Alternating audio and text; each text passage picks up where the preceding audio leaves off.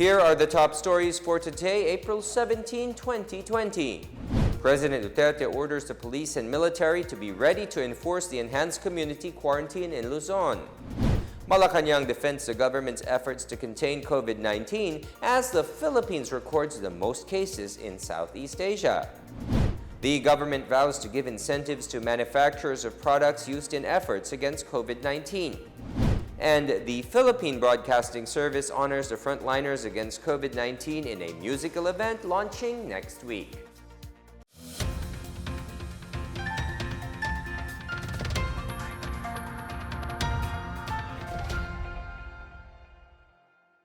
Good day, I'm William Theo. Welcome to the PNA Newsroom. President Rodrigo Duterte on Thursday warned that he might order the police and the military to take over the enforcement of enhanced community quarantine in Luzon in case Filipinos continue to disregard the protocols imposed by the government.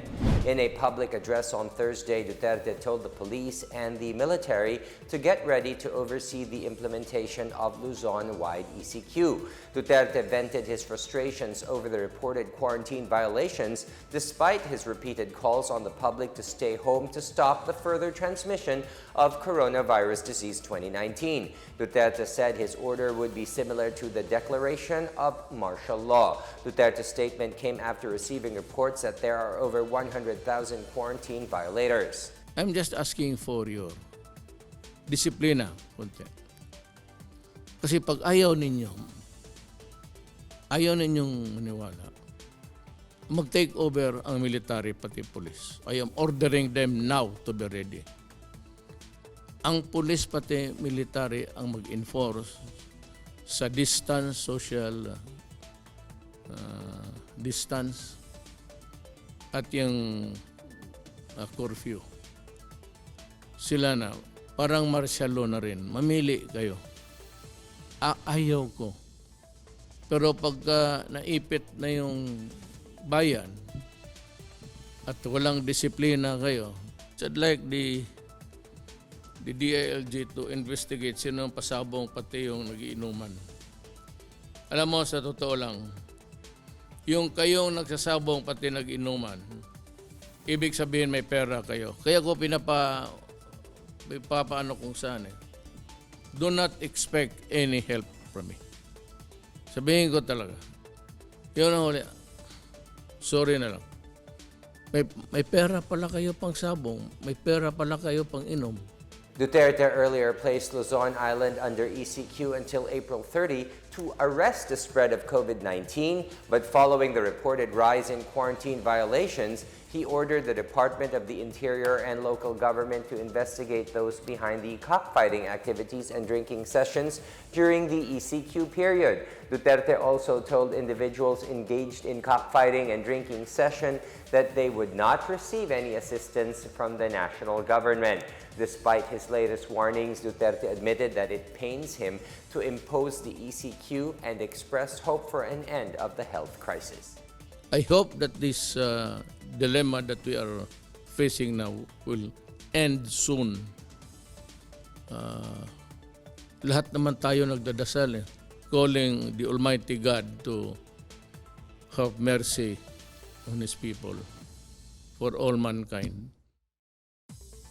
Meanwhile, the Department of the Interior and local government said it is ready for stricter implementation of the enhanced community quarantine. DILG Secretary Eduardo Año said they will be stricter in the implementation of ECQ and would impose penalties on all violators of the lockdown. He said the PNP will deploy more teams to arrest violators of ECQ, especially those who are involved in gambling activities, drinking in public, and cockfighting. President Duterte on Thursday said he is bent on naming his critics who have done nothing but criticize his administration. Duterte said the move was meant to caution Filipinos against those who keep on blabbering on the government's alleged mishandling of the COVID-19 crisis. Duterte earlier accused the opposition of launching black propaganda against his administration amid the health crisis and that some women from the opposition are politicking amid the health crisis. These detractors are claiming that the government's efforts are not enough to contain the spread of COVID-19. But for the sake of the country, I will identify yung mga Pilipino na walang ginawa kung hindi magbatikos, maghanap ng mali para lang may masabi at marinig sila ng mga tao. Yak-yak ng yak-yak, wala namang ginagawa. Sa panahon nila, puro korupsyon. Mamakalinis. Huwag ko kayong makinig dyan. Ito lang tanong ko. Dumaan naman kayo. Ano ang nagawa ninyo para sa bayan? Yan lang.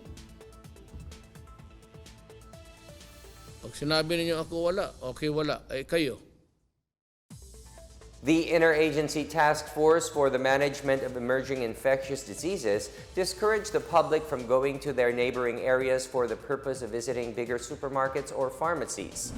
In a virtual presser aired on Thursday, Cabinet Secretary Carlo Nograles advised the public not to be picky and that traveling to neighboring areas would only defeat the Luzon-wide enhanced community quarantine. He said motorists who are not authorized to go out of their homes amid the imposition of ECQ in Luzon face stricter sanctions. On Wednesday, Nograles said the PNP Highway Patrol Group will issue an LTO temporary operator's permit or MMDA ordinance violation receipt tickets against unauthorized motorists who will be caught outside of their homes. Nograles said the public must understand the situation the country is currently facing. He stressed that the country cannot afford to be complacent, especially now that the Luzon-wide ECQ is set to lapse on April 30. The Department of Social Welfare and Development is amending its guidelines for faster distribution of cash aid. And PhilHealth assures that it has ample funds to cover COVID-19 patients. More on these and other news around the metro from Chris Mundo. Seeing the delay caused by the validation of the beneficiaries of the Social Amelioration Program, the Department of Social Welfare and Development has expedited its distribution of cash assistance by amending its existing guidelines for the Bayanihan Fund Tulong Laban sa COVID-19. Under the amended measure, validation of beneficiaries will be conducted after the payout of the subsidies. The local government units may proceed with the distribution of the cash aid within 24 hours upon receipt of the funds, and the DSWD will validate within 15 days from receipt of documents. Meanwhile, the Philippine Health Insurance Corporation assured it has enough funds to cover the health packages of COVID-19 patients. PhilHealth President and Chief Executive Officer Ricardo Morales said the state-owned firm has 30 billion pesos prepositioned to accredited hospitals to help them respond to the COVID-19 outbreak in the country. In other news, Philippine Ambassador Raul Hernandez on Thursday appealed to the Department of Labor and Employment to include Turkey-based overseas Filipino workers in its $200 cash assistance. Hernandez said some Filipino migrant workers, both documented and undocumented, have been affected by work disruptions caused by the COVID-19 pandemic and that most Filipinos there need food provision, especially employees under a no-work, no-pay arrangement. The embassy is working on the repatriation of some OFWs, particularly displaced workers and those in distress. For the PNA Newsroom, I'm Chris Mundo. Still to come, Malacanang defends the government's efforts to contain COVID-19 as the Philippines records the most cases in Southeast Asia. Davao Region extends its enhanced community quarantine for 7 more days. More on these when the PNA Newsroom continues.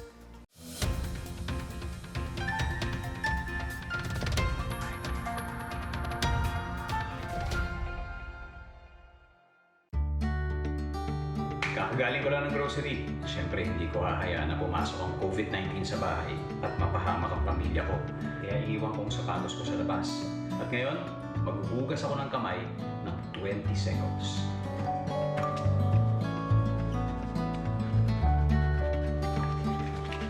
O yan, wala na ang virus. Tandaan, buhay ng pamilya natin na nakasalalay. Let's heal as one. Alam niyo ba na pumapasok ang COVID-19 sa ating katawan sa pamamagitan ng mata, ilong at bibig? Kaya lagi kaming conscious dito sa bahay kapag umuubo kami. Lagi kami naghuhugas ng kamay in 20 seconds. Pag lumalabas kami, lagi namin suot ang mask. Lagi lang natin tatandaan mga mamshi. Buhay ng pamilya natin ang nakasalalay dito. Let's go! Tandaan ang tamang paraan ng paghuhugas at paglilinis ng kamay upang makaiwas sa iba't ibang karamdaman. Basain ng tubig ang mga kamay at sabunin. Unang sabunin ang mga palad at ang likod ng mga kamay. Kuskusin na maigi ang pagitan ng mga daliri at maging ang mga kuko. Isunod ang pagitan ng mga hinlalaki at kuskusin ng paikot ang mga dulo ng mga daliri sa magkabilang palad. Banlawang mabuti ang mga kamay sa malinis na tubig at patuyuin ang mga kamay gamit ang single-use towel o air dryer. Basta't sama-sama at laging handa, kaya natin to! Isang paalala mula sa DOH, PCOO, KBP at ng himpilang ito.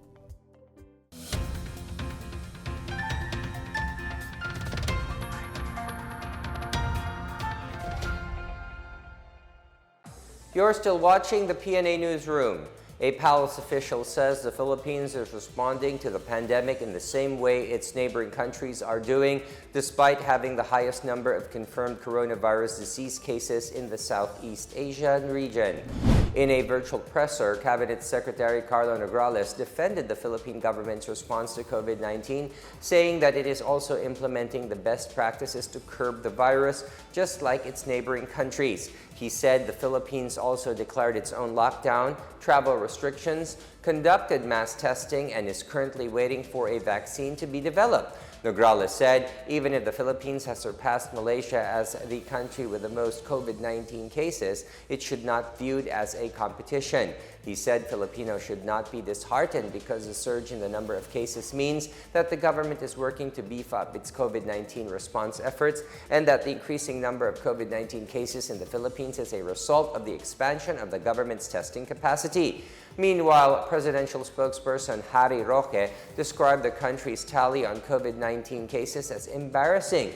Roque scolded the public for failing to observe guidelines under the Luzon-wide ECQ.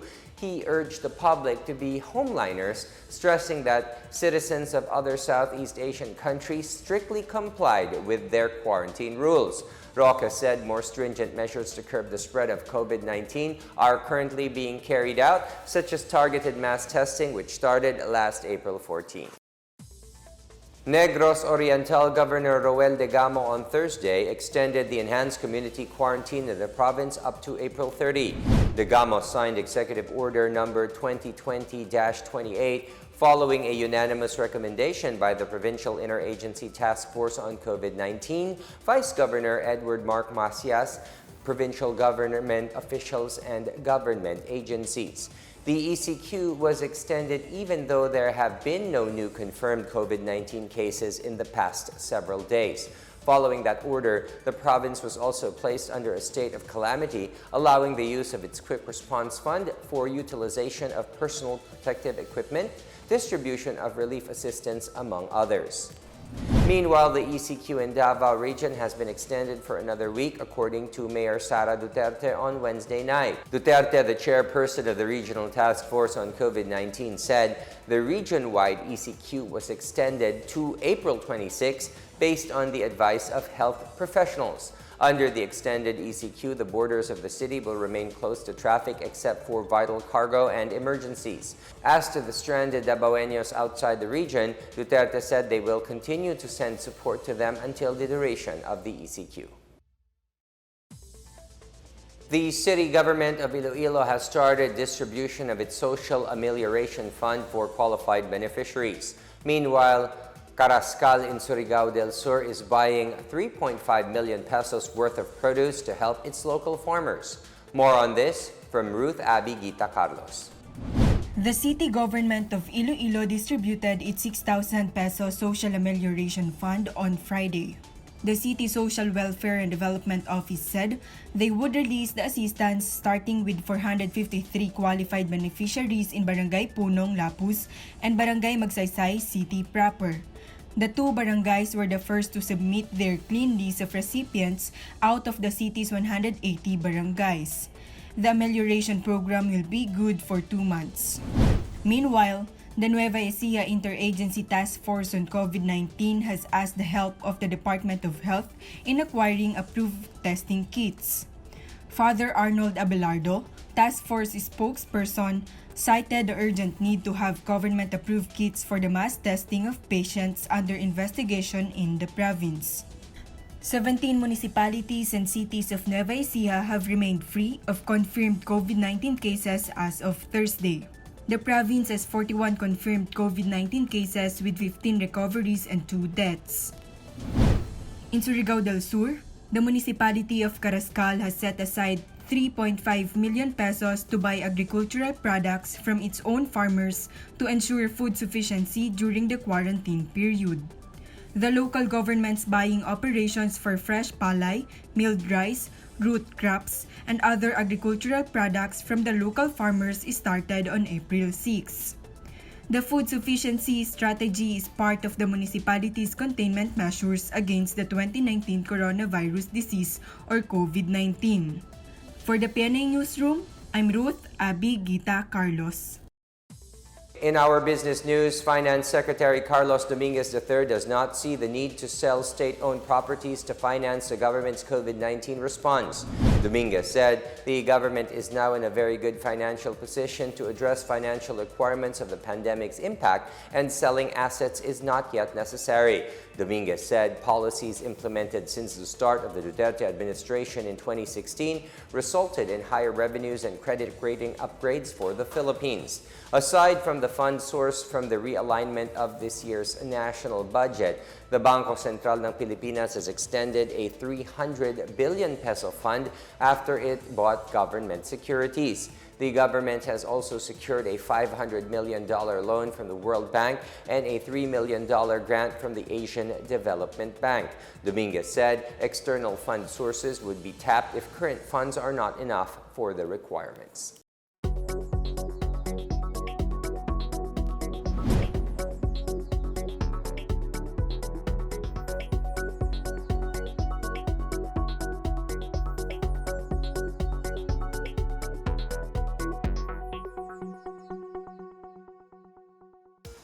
Up next, the government vows to give incentives to manufacturers of products used in efforts against COVID-19. And the Philippine Broadcasting Service honors the frontliners against COVID-19 in a musical event launching next week. The PNA Newsroom returns after these reminders.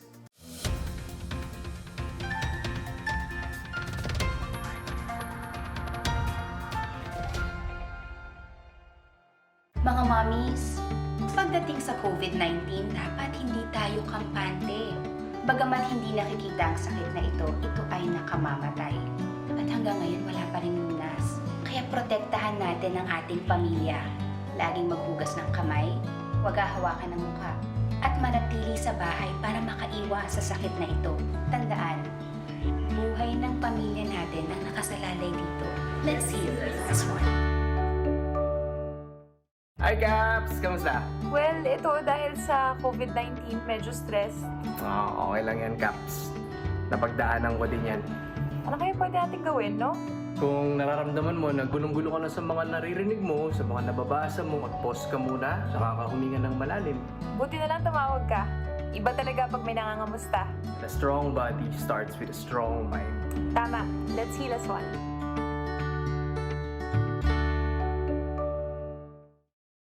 Alamin ang tamang paraan ng pag-ubo upang mapigilan ang paglaganap ng Coronavirus Disease 2019. Ugaliing magdala ng panyo o tissue. Kung uubo o babahing, takpan ang buong ilong at bibig gamit ang panyo o tissue. Kung walang dalang panyo o tissue, maaaring gamitin ang braso na pantakip. Kung nakararamdam na kailangan umubo o bumahing, agad na dumistansya sa mga tao sa paligid. Huwag dumura kung saan-saan, gumamit ng tissue at itapon sa basurahan. Ugaliin ang paghuhugas ng kamay at paggamit ng alcohol o hand sanitizer upang mamatay ang mikrobyo. Basta't sama-sama at laging handa, kaya natin to! Isang paalala mula sa DOH, PCOO, KBP at ng himpilang ito.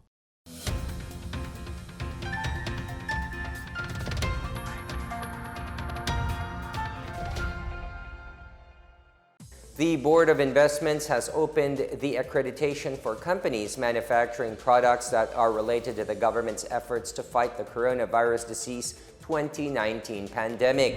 On its Facebook page, BOI said it started to accept accreditation on April 15.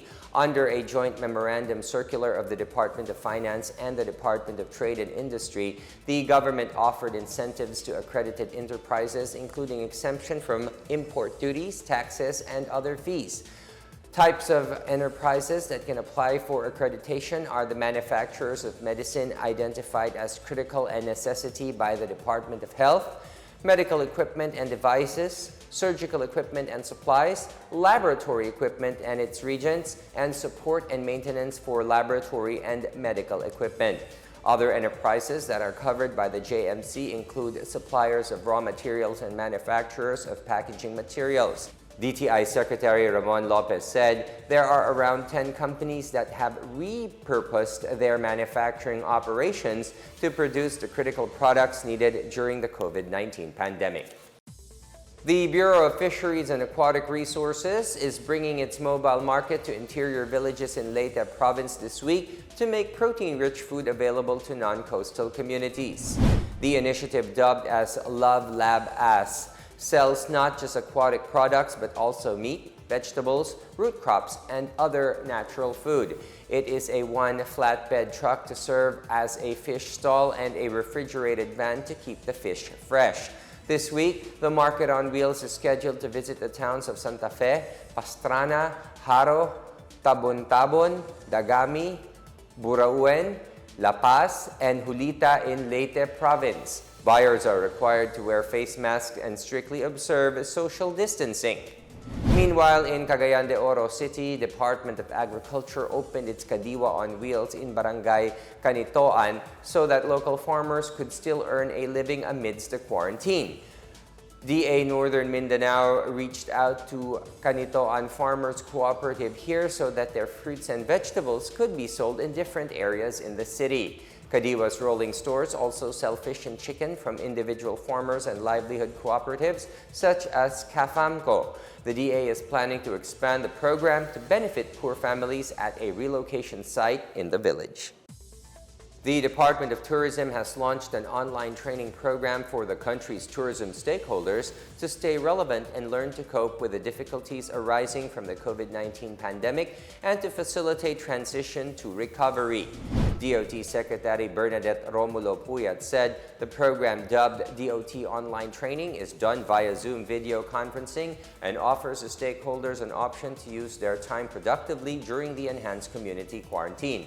The course covers tourism enterprise, which will enable tourism stakeholders to prepare better for the future, and Filipino brand of service, which applies Filipino values that characterize Filipino hospitality. Romulo Puyat enjoined the tourism stakeholders to participate in the online training program, adding the department is set to develop additional modules on other topics. The Philippine Broadcasting Service is launching a musical get-together starting next week to honor Filipino frontliners continuing to work amid the COVID-19 pandemic. The program, entitled Parangal Bayanihan at Samahan, We Heal as One, will be aired beginning April 25 p.m. at FM1 Philippines, FM1 Davao, FM2 Philippines, and Radio Pilipinas. PBS is tapping various musical artists in the Philippines and abroad. In a statement, PBS said the program pays special tribute to the frontliners in the medical and safety lines, as well as those who are working in the background and those who stay home and take part in the enhanced community quarantine. PBS is a state-owned radio network which owns and operates several radio stations nationwide under the Presidential Communications Operations Office.